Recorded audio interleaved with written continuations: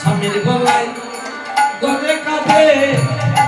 রানী মন্দাদরি আমার ওরে তোরা শালী হয়ে কাঁদে লঙ্কায় অধিকারী রে আমার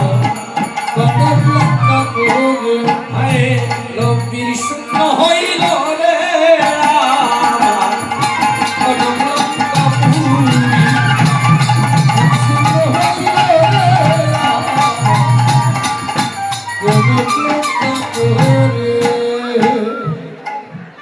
রাবণ রাজা